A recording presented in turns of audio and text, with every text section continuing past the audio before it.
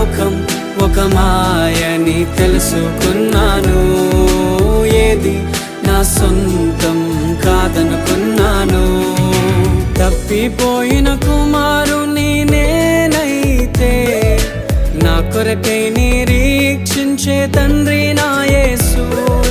తప్పిపోయిన కుమారుని నేనైతే నా కొరకై నిరీక్షించే తండ్రి నా యేసు.